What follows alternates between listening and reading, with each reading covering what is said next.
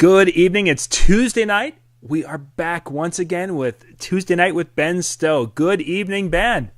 Hey, John. How are you? Wonderful, wonderful. And it's great to be back here live.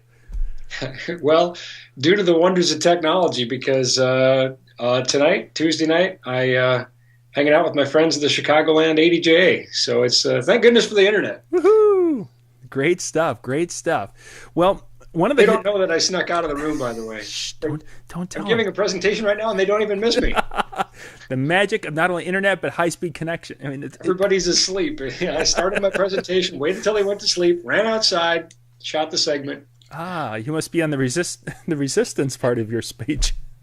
Yeah, there's resistance, all right. There's a little bit. Well, before we get too far into tonight's show, what's this T-shirt of the week? What do you got for us tonight? Oh, you know what? This one comes courtesy of my friends at Listen Technologies, which they make conferencing and assisted listening systems, things like that. Uh-huh. And it is another, I don't know, can you read it? Resistance is not futile. Voltage divided by current. Oh. See, now you'd have to know exactly what that all means, and it's been so long since I've done the electricity thing. Well, a future episode. Maybe we could just scrap tonight's plans and do that. Oh, but we have such a beautiful topic tonight. Yeah, I spent at least 3 minutes making those graphics. Exactly. From the time you walked out from the snoring room to the time you got here to the broadcasting. Yeah. I sure hope none of the Chicago guys actually watch this. Well, that would be like the third person, because I think, it was us, and Red Green is the only one who probably watches us anymore. So tonight we're going to talk about these, and I don't even have my microphone prop, but we're going to talk about microphones and feedback. You are on top of it. Nice. Because that's, a common problem, as anyone who's used microphones. Most of us, we just have the feedback, and we just kind of go in the corner, cry, and have no idea what's going on. Tonight, I need you to explain everything about that if you can for me. Everything. Well, okay, at least enough so I'm dangerous. I mean, so I can fix maybe some of it. Well, more useful than going in the corner and crying is randomly turning knobs, but doing so with a serious purpose on your face. It sounds like we're referring to one of those DJ videos. Just convincing people that you know what you're doing. I'm doing it. Why is he moving a crossfader when he's trying to get the microphone to work? Oh gosh, yeah, I know that. Yeah. Okay, microphones, feedback. Tell us a right. little bit. Let's start at the beginning. What when I'm hearing feedback, what's happening? Well, cue graphic one here, John. Basically, what's happening with feedback is when the sound system is hearing itself. So the microphones that we have open, and more open microphones will increase your chances of feedback, by the way. Most DJs don't have more than one or two, but the more open or on microphones you have, the greater your chances for feedback. You're adding all those things into the gain staging.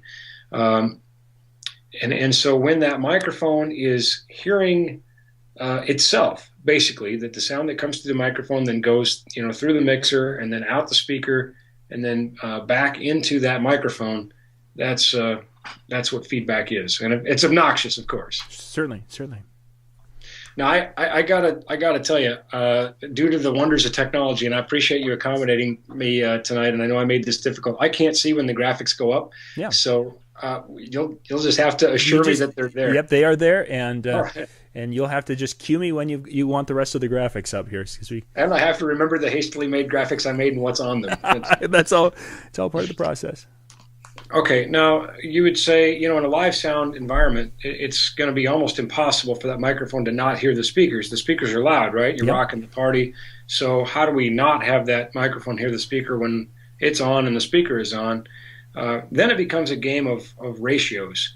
It becomes a game of distances. And we've got another graphic here. If you can put that up. Yep, there we go. Now we've got our microphone and our speaker, and we've got our person who's talking, who's apparently a close cousin to the orphan Annie.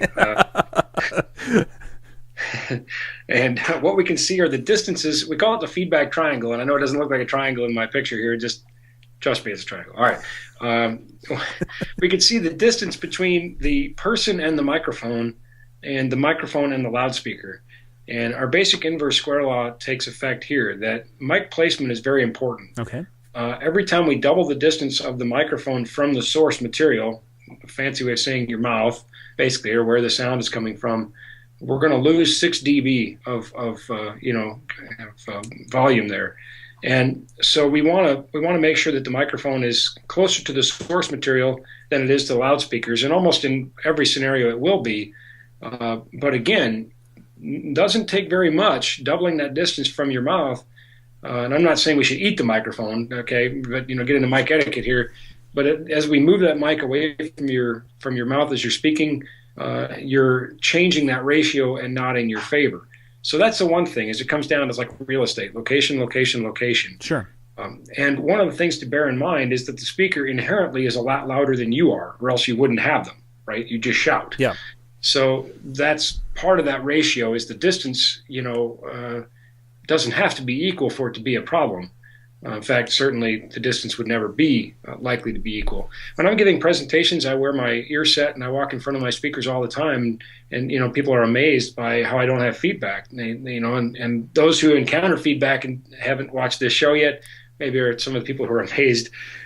Two things that are going on there that we're going to cover in the episode here. One is that ear set is very close to my mouth. Sure. It's right on my cheek. And two, I'm using good equalization and gain structure management, which are the other things we're going to talk about. So anyway, that graphic that we got here shows our relationship between the presenter and the microphone, and the speaker and the microphone. And then the blue arrow represents the speaker going towards the audience, which obviously that sound has to travel a lot further than the sound from us to the microphone. So we want to control that ratio in a way that's favorable to us. Sure. Clear as mud? Oh, yeah. No, that makes sense. That makes sense. All right, good. Well, here's another way we can do it. Let's go ahead and cue the graphic with my microphones and their polars. Yeah, we're there. And what you see here are two microphones, and these graphics courtesy of Shure Microphone Company here in Chicago. So thanks, Shure. They don't know I use these, but I bet they do now. They're big on education too. I just love them for that. Mm-hmm. And I honestly, it's one of those times when I knew they'd be glad I used them. So there's my guilt trip. Yeah, there you go. Yeah, I was going to say, it sounds a little bit like a guilt trip coming on, but yeah. Well, I would have went down and asked them, but they're closed now. It's nighttime. Exactly. And you only had the 35 seconds from the room to this. Pretty much. So thanks, sure, appreciate everything. No, really, seriously, they are big on education, and there's a lot of good stuff on their website for learning materials. But you shouldn't go there. You should just listen to me. All right. If we look at these two microphones, what you see are these polar drawings, and they're showing the pickup pattern of the microphone. Okay. The Omni is showing that microphone picks up in all directions like a sphere all the way around that microphone. Okay. And thusly, it's going to be more susceptible to feedback than something like a cardioid or a hypercardioid or a supercardioid. And the other microphone that you see is the cardioid. And if you look at the graphic, you'll notice that it has a lot of off-axis rejection, which is our fancy sound guy way of saying it picks up in one direction and not the other. Okay. So as you're speaking into the microphone, down into the axis of the microphone, you're on axis and it's picking you up. But the back end, the handle end, where the cable end is not picking anything up, or certainly not as much. And that's what we call the off-axis rejection. Sure. That's great for singers and things with monitors, because the monitor is basically pointed right at the singer in almost the same direction as the handle of the microphone, but it doesn't matter so much because there's a lot of rejection on that axis of a cardioid. Now you might say, okay, well, since cardioids are so much better, why even bother having omnis? Why would we have those? And the correct answer to every engineering question is... It depends. It depends. Maybe I want to pick up sound in all directions. Mm-hmm. So different tools for different purposes. But a cardioid or a hypercardioid or a supercardioid, those are just variants on what we see here. And I didn't include the graphics because it doesn't really matter at this point. Basically, there are different patterns that have off-axis rejection. They pick up in one area and not in another, and that's the important takeaway. Sure. Those will help because they will pick up the sound from where you want them to and not other directions. We're doing well. We've gone through some feedback things and some microphone design, and now we're talking acoustics. What's next? Okay, viewers, how are you doing? Well, it works on kids shows. Is that the snoring I hear? No, it's who do we ask next? Yeah, it works on kids shows. So what do you do about it? I think that's the big burning question. Number one is identify what your offending frequencies are. If you're spoiled like me and you're a spoiled rotten sound baby and you get to use something like Smart that will give you a spectral image, that's really nice because it just feedback shows up as a perfect stripe in a spectral reading because it's a consistent tone amongst other inconsistent information. For everybody else, you got to kind of figure it out. And there are some ways to do that. One, we can start hunting for some of those areas that are important to us. Two, we can start looking at what program material might not be important to us at all. If your mixing board has a low cut, I recommend using it without exception on a vocal mic. Your most deepest of voiced are likely not producing anything under 100 hertz or 80 hertz, wherever that low cut is. Uh-huh. So just chop that out right away. Then we have to worry about that. That's I know particularly on my ear set that I use, that's a real problem. Is that those low frequencies, and a low cut takes care of that. So we want to focus on where that speech range is and make sure those frequencies are coming through. 2 is maintaining that good ratio. 3 is good mic placement. I don't know if I'm back on camera now or. Yeah, we're on camera. Yeah. Oh, good. Okay. Oh, thank goodness I wasn't, picking my nose or anything. So. I'm sorry. One of the most challenging things, and I often say that with every lav, we should just include a sound guy. And I think all the sound guys out there will agree with me. That probably one of the most difficult microphones to prevent feedback is a lav. Because of its design, you have a very small element, and it's typically placed somewhere down here. So that's quite a distance. That's quite a difference from this to this. Yeah. Okay, and here I'm on axis, off axis. If I talk in here, it's not going to be very loud, and as I move off the axis, there are cardioid lavs, and that's good because we can control the direction of the pickup a little bit. But many times they use omni lavs, and particularly I know people who are trying to get by with using fewer microphones. They'll use a mic, and they'll want to pick up more than one person. For example, they'll mic the groom, and they'll want to pick up the bride. So by design now, that omni is picking up in a spherical pattern, and that includes the sound coming from our speakers. So we have to find out what sounds are coming through most prevalently, and those are the ones that we need to address because they're the ones creating feedback.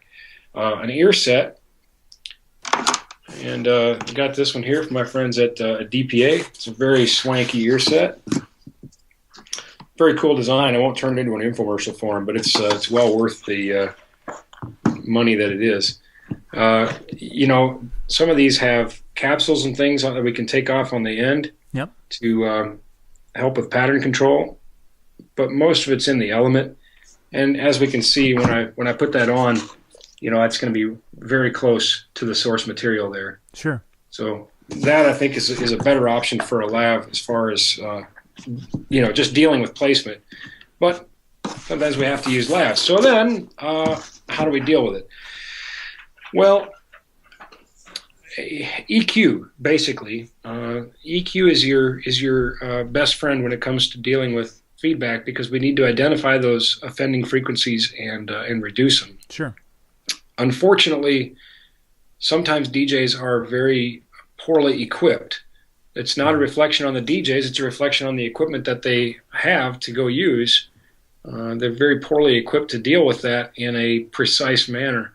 And I can illustrate the point. If we can go to the other screen here real quick. We're going to go to the... Bring up my other computer if we could. There we are. Yep, we are there. All right. And let's just go in here. Let's create some DSP blocks.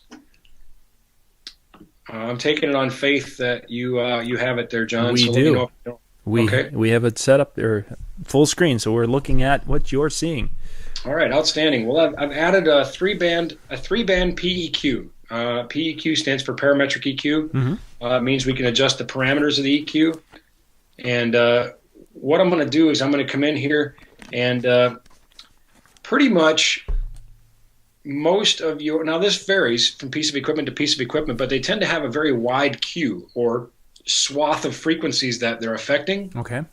particularly when you only have three. So let's just say that your mixing board has a 3-band EQ, high, mid, low. Very typical. Yeah. Yep, very typical. And I did some looking, and I found that kind of as an average, 0.77 was what I found as an average Q. By default, these come in at 0.7, so we'll just leave it alone. It's good enough. Okay. Now, when you're saying 0.7, is that referring to that kind of bell-shaped curve kind of a thing, or? Correct. Okay. The higher the Q, the narrower the filter that we're going to make. And I think it'll be, once we see this here, we'll just got my frequency here, okay? Mm-hmm. Now, we can see as I start to reduce, see you've got that big bell-shaped reduction? Yeah. Well, I'm reducing a lot of stuff. I'm really affecting the entire meat of my program material. Mm-hmm. Yes. And if this is on your outputs, we've taken a huge chunk out of our music as well. If it's our microphone, we've taken a pretty big chunk out of the mic as well. Oh, certainly. But that's generally what DJs have to work with, is something that's, somewhere in that neighborhood. Even you can see, even if we change that, and let's tighten it up a little bit, that would be much better, if that were the case. And a sweepable mid is really nice. If you have a small live format console, a sweepable mid means we can move this. Let me illustrate go back to my 0.77. Let's say that my offending frequency is, let's put this guy right at 1 kilohertz just for fun. Okay. But let's say my offending frequency is maybe, right in here at 1500. I have to reduce a lot more of my 1K to make an impact on 1500. Mm-hmm. Yes. Just because I can't move this. Now, if this is a sweepable mid, that means I could move this over to 1500, and then at least I'm making more of an impact at 1500 than I am anywhere else. Sure. So, all right. So let's just let's hang on to this, and let's set him over here. Let's add another one. This one I'm just going to drop in a 12-band parametric. And let's come over here and let's find one that's already close to 1K. There we go. Let's turn this guy on, and let's make a very narrow Q.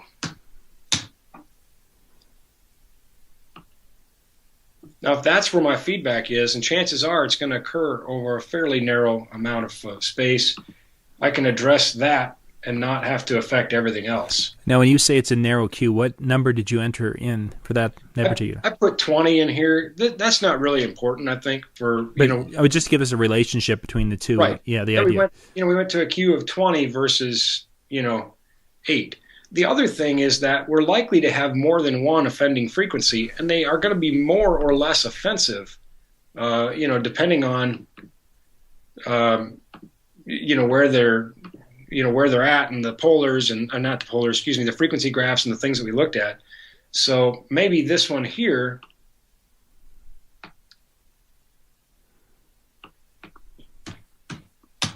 I don't have to reduce as much as this one here. Now with this 12 band, I could go in and put in quite a few of these, and my notches would be pretty narrow. And you can see that the rest of my program material here is pretty unaffected. Yeah. Whereas here we're making pretty wholesale changes. Now is that a potentially realistic that you're showing us right here, where they could be that close in the acoustic range? Sure. So it could be. Absolutely. Wow. Absolutely. And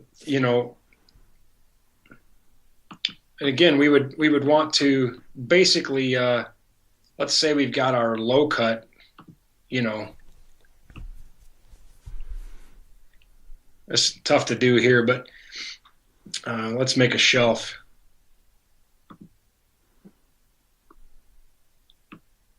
This is maybe what our low cut might look like.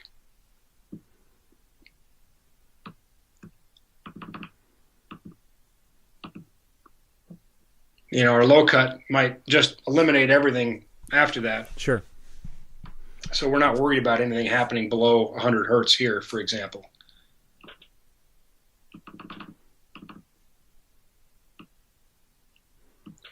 But yeah, that's a pretty realistic look at what we might end up with. If you find yourself pulling down a lot of stuff, assuming let's go back and our assumptions here. Let's assume that we're not working with the 3-band EQ and we're not using the elephant gun to swat flies. Let's assume that we do have a parametric EQ that we can go in and adjust. Uh-huh. First and foremost, best if we're only adjusting that microphone.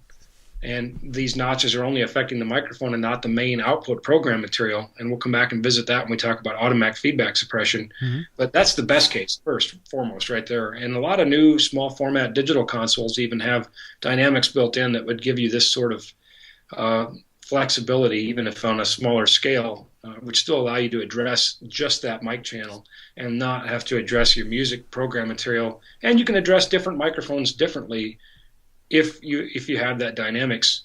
The other way this can be done is using insert channels on a mixing board and having those outboard processors. But anyway, if you find yourself having to pull down a lot of stuff, something else is wrong. Sure. If we're just constantly pulling down stuff, really at that point you're just reducing gain pretty much across the board. Yeah, exactly. Yeah, maybe that was the issue. Maybe you just have your mic's too sensitive or your gain structure is kind of out of whack with your loudspeaker. But I just want to demonstrate the difference between having to go out with a 3-band EQ on your mixing board and try to make those adjustments versus being able to come in and make very specific and purposeful adjustments to address that feedback and keep most of the program material intact. Let's talk now, unless you've got a question, which maybe it'd be good if you did, but. No, I think that makes a lot of sense. We just went back to cameras here. Okay. I like that explanation. I think that makes a lot of sense. My biggest question really would be is how a person would find those frequencies.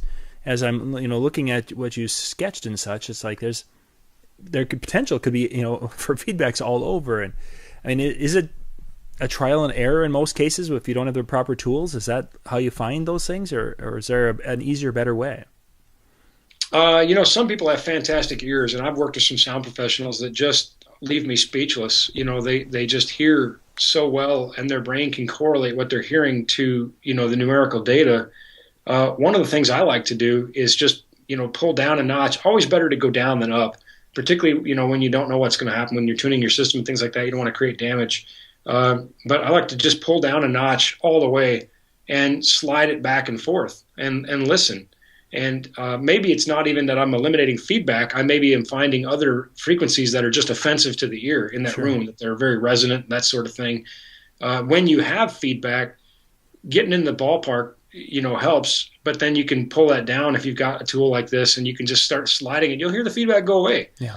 You'll hear it start to get reduced. So trial and error, I guess, yeah. Again, eliminate the first easy and obvious variables. Yeah. Look at speaker placement, mic placement. Get rid of frequencies you don't need. If you have the ability to do a low cut on that microphone, and then you kind of go hunting. And after a while, you start to kind of dial it in. You start to develop, like anything else we do in life. With practice, you start to learn to correlate frequencies and what you hear with numbers, and you kind of know where to go a little bit. Yeah. And again, some people are better at this than others. The transducers that are in your head, the ears are remarkable, just absolutely remarkable feats of engineering. And then the brain's ability to correlate that to information. Some people get it and some people don't. Yeah.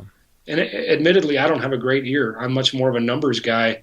And I always laugh when people, when I mix live shows and people say, wow, you're so good. You do such a great job mixing sound. And I laugh because I know some people who are truly good, and Yeah.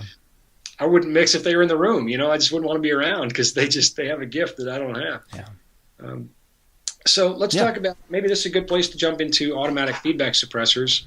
And first I'll say that really, in the simplest of terms, an automatic feedback suppressor is an EQ. That's what it is. And this is a good place to just jump in on what an EQ is too. And I think we're going to do a show on that. But let's. We talked about those frequency responses for the microphone and for the speaker. Mm-hmm. And we talked about how they're not equal. Well, that's what the purpose of an equalizer is, to equalize that and start to bring those frequencies back to equal, and then we can use it to flavor to our taste too as well. Sure. But in the simplest of terms, what an automatic feedback suppressor is an EQ. That's what it is. Sure. The difference is that it is listening and analyzing, and when it senses feedback, a consistent tone above the other level, it says, you know what, I think that's feedback, and it will make adjustments and it will notch it down. So here's the downside of that. You have to have the feedback, and it has to be fairly loud and sustained For it to pick it up. For it to be, yeah. So that's what they call live filters. I think live filters they're like life jackets. You know, if the ship's already sinking, I guess it's what you got. I don't want to rely on live filters. Even as, you know, admittedly, like I said, I don't have a great ear. I'm still much better than a live filter on an AFS. You know, I'll hear that slight ringing start to happen, or that just where that, you know, that frequency is going to be a problem, and I'll grab it and find it and get rid of it before anybody hopefully even notices, Sure. except the other sound guys in the audience. There are also what they call fixed filters, and this is maybe counterintuitive, but you'll be really popular with the catering people, by the way. As they're setting tables and the room is empty other than service staff, you make your system feedback, and you deliberately do that so the system has a chance to find and eliminate those filters. And it's kind of fun to watch an AFS work, AFS automatic feedback suppressor. You'll have this, you know, and you'll hear them and then they'll drop out. And now is that what the picture we have? We have one of those? Yeah. Okay. So let's go to the next graphic, and we're going to take a look at what an automatic feedback suppressor looks like in the digital realm. And of course, we live in an era now where almost everything is digital on some level. You know, there's DSPs you can get for under $500 that you can connect your iPad to and make these adjustments while you're listening to the system. And this isn't one of the ones that's under $500, but you know what? They're getting really, really good. I mean, Yep. the tools that are out there are really quite remarkable. In a system DSP, like a drive rack or a DC1 or something like that, you know, whatever we do is affecting all of our audio. It's affecting our entire main output signal. So that's where narrow notches are really important, because we don't want to take out big chunks of our music. And that's what you can't take out one and not the other if you're taking it on the main output. Sure. So if you've got that graph, you see the yellow line, and again, I'm going from memory here because I don't have the benefit of seeing it, but you'll be my eyes for me. Yep. We got that yellow line, and it's got little notches in there. Yeah, we get 3 notches. That's where the system has identified that there's feedback. When we cranked it up and we made it obnoxious and annoyed the catering staff, you know, long before guests arrived, very important. We've dealt with the things that we talked about earlier, the response of the speaker and the sensitivity of the microphone, and then now the room's acoustics as well, and the placement of everything. And the system has said, okay, these are going to be my problem children, and it remembers those. Okay. It remembers those fixed frequencies. And what's nice is many DSPs have user memories, so you can say, well, I play this ballroom, you know, 4 or 5 times a year. I'm just going to save this in here. Oh, nice. And and it's a good jumping off point, really a good starting point to know that those frequencies with that microphone and that speaker and that placement are going to be problem children for you. And it'll just kind of notch those out. And we notice those are pretty small notches. And again, I don't have the benefit of seeing the graphic right now, but I bet it looks pretty similar to what we looked at on the EQ I made. Yeah, very much so. Very much so. It's fundamentally the same thing. Now, again, you can set it up to have a certain number of fixed filters, a certain number of live filters. I would favor the fixed filters, because the live filters you're going to have to be obnoxious for those to kick in, and hopefully by then you've already done something about it before that's the Hail Mary. Sure. You're asleep at the wheel. Yeah. Cool. Very neat. Now, the other graphic just shows kind of an import of ASCII data. This is a more advanced Sure, let's go to that one. suppressor. Yeah, let's take a look at that. Yeah, and I don't want to get real heavy into that, but that just shows the power of the digital era, where we can start saving known information and importing, known pieces of information about our equipment and saying, this is what I did in this venue. Just wanted to show some of the cool nerd toys we have. So Yeah, that one looked a little bit on the intimidating side. No, it's not that bad though. I mean, that's relative for everybody, but it's not that bad. You gotta crawl before you walk, and then then you'll run. Yeah. And we watch toddlers; they fall down. That's a part of life. But for someone like myself who struggled with this, I mean, I'd have to have a buttload of learning to be able to figure out what all that's about, and it's really difficult. Now, do you know that a buttload is a real thing? And it is not relative to the size of the butt either. Did we just walk into Cheers here? Norm? No, I don't know. Do you drink wine? I'm not much of a wine person. Okay, well I'm not really either. But that's why it's forgivable. You don't know. But a butt is a wine container barrel or something. But it's anyway. A butt load is 126 gallons. so it is a measurable 26 gallons of learning. Yeah, there. I think the big thing is. Like people who've had too much wine, we have to be afraid not to fall down. We can't be afraid to make mistakes, and that's how we learn. We don't want to make the mistakes in front of our clients, but learning is a process, and we have to be willing to try these things. And it frustrates me to no end on the chat boards when I see people who come asking for I'm going to get on my soapbox and rant, but I think this is shared by a few people. Somebody comes out seeking advice, and the first thing is somebody has to tell them why they're such a moron for asking, and I don't know anybody asks for advice anymore. God bless them. Keep asking advice, because I guarantee you, here we go, here's my soapbox. Those of you who are brave enough to ask advice are helping thousands of people who just read. Oh, for sure. So thank you for being willing to take the bullet, because we all learned somehow, some way.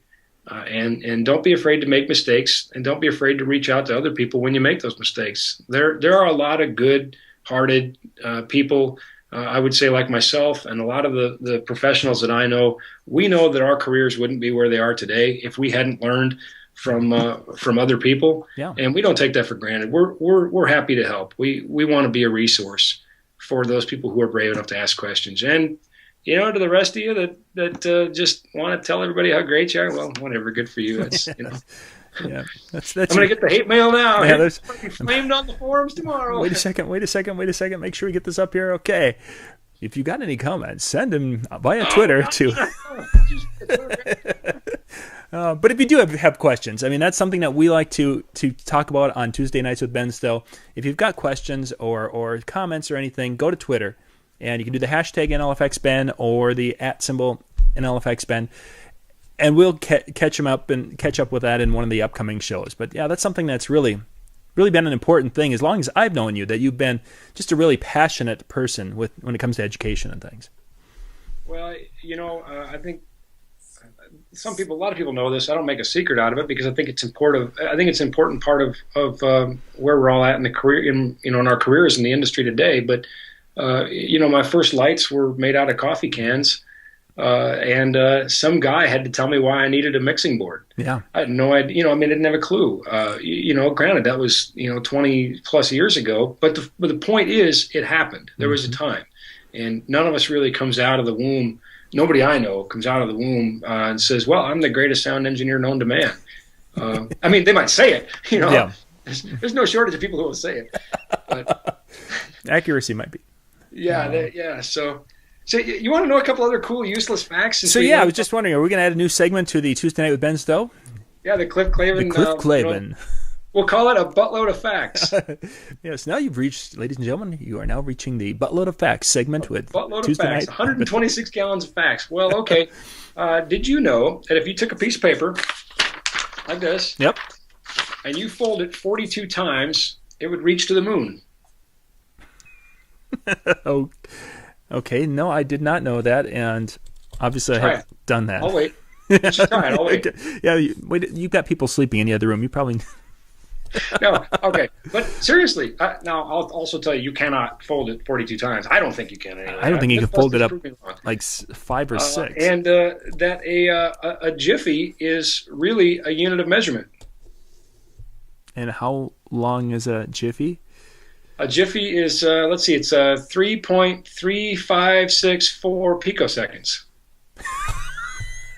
Yeah, 3.3564, yeah, picoseconds. What's a picosecond? It's a very small slice of a second. Well, So it does. It's a real thing. yeah, it really is. I said, you really want the answer to that? Because I'll give it to you. Yeah, I exactly. I would. And then I'll just be happy with knowing that it exists, and it's a real thing. Yeah, a Jiffy's real. It's really fast. Real. I got a buttload of Jiffy going on. Oh, Yeah, no. That's not right. That's different. Well, 126 gallons of peanut butter, maybe. That sounds. That's a buttload of Jiffy. The Kessel Run and parsecs and all that. But anyway, yeah. I think a parsec is a measure of distance, though, and not time. So it wasn't accurate to use that as a unit of measure in Star Wars to say how fast the Millennium Falcon could make the Kessel Run. Yeah. You couldn't make it, be like saying I ran a mile in a mile. Yeah. But anyway, I still love the movie. That goes without saying. I still love all that. Of course, a lot of people probably don't understand, that part of it if they haven't watched it that carefully. And for those people, they're probably not watching us anyway. Yeah, I was gonna say they turned us off a long time ago, and I'm sure I know we're way past time. I'm just stalling, but what keeps me up at night? If Chewbacca was in Episode 3 and saw Luke and Leia separated at birth, then in Episode 5, when Luke kissed Leia, he knew they were brother and sister, and he didn't tell Han. That is not a very good wingman. The bro code was broken. I don't know how you say it in Wookiee, but, dude, that's his sister. Just hang tight. This is going to work itself out.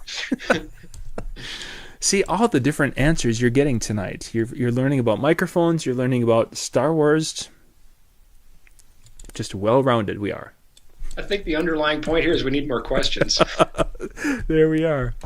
Oh, we should wrap things up. We are past our half hour. A lot of great information tonight, Ben. Thank you very much. My pleasure, John. The whole feedback world, that's some really, really cool stuff. So, again, if you have questions, we'll get that graphic back up here, wherever it is. There it is. If you have any questions, pop those over via Twitter to Ben, and he can answer those for you. And, we'll look forward to next Tuesday night.